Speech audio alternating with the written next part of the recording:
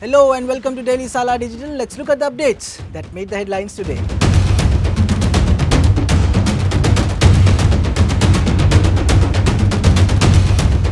Hamas threatened to kill the hostages they took after breaching the border.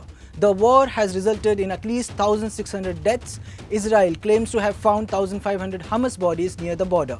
Israel says they have restored control over the border. Hamas warned that any attacks on their people would result in hostage executions. Hamas also claimed that Israeli airstrikes killed 4 of their citizens held as hostages. Prime Minister Benjamin Netanyahu mobilized 3 lakh troops, stating that Israel would finish the war and make Hamas regret their actions. Following the unexpected attacks by the militant organization Hamas, the leaders of the United States, France, Germany, Italy and Britain vowed to support Israel in its efforts to defend itself in a joint statement.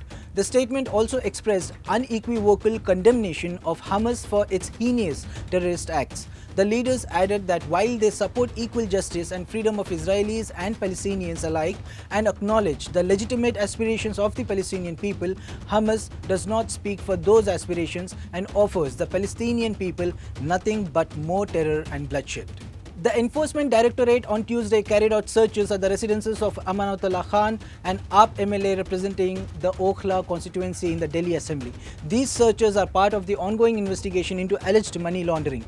The ED took action based on FIRs filed by the Delhi Anti-Corruption Bureau and the Central Bureau of Investigation. The investigation is focused on corruption allegations related to illicit appointments within the Delhi Waqf Board, where Khan holds the position of chairman. On October 10th, Jawaharlal Nehru University conferred Tanzanian President Samia Suluhu Hassan with an honorary doctorate, making her the first woman to receive such a honor. She arrived on October 8 for a 4-day visit to India.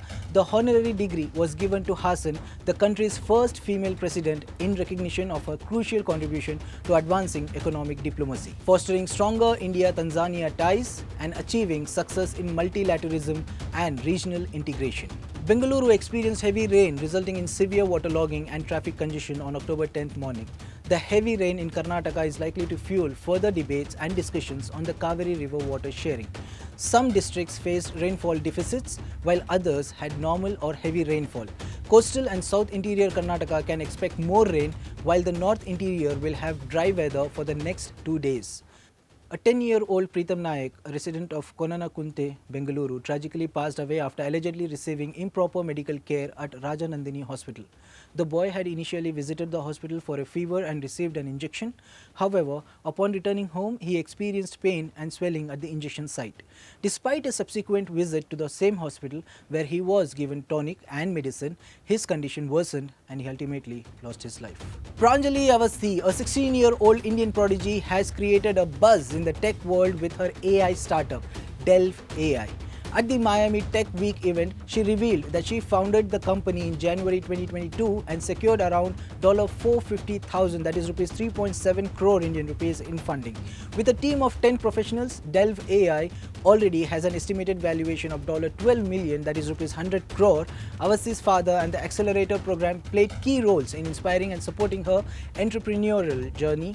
She handles various aspects of Delve AI, including coding, operations, and customer service. India's unemployment rate at 60-year low of 3.2%. According to the recent annual periodic labour force survey published by the National Statistical Office, India's unemployment rate decreased to a 6-year low in the financial year July 2022-June 2023 to 3.2%. This is down from 4.1% in 2021-22 and 4.8% in 2019-20. The percentage of unemployed people in the labour force is known as the unemployment rate or joblessness. Stroke deaths set to increase by 50% by 2050, Lancet study. According to the recent study published in the Lancet Neurology Journal, the number of people who die from stroke is predicted to increase by 50% by 2050 to 9.7 million per year, potentially costing as much as $2.3 trillion annually unless immediate action is taken. It will primarily have an impact on low and middle income nations. Cricket has been proposed for inclusion in the Los Angeles 2028 Olympic Games by the event's organizers. The recommendation to include cricket in the Olympic Games has been welcomed by the International Cricket Council. Baseball or softball, flag football, lacrosse, sixes and squashes are also being considered for inclusion. The schedule already includes 28 sports in Olympic.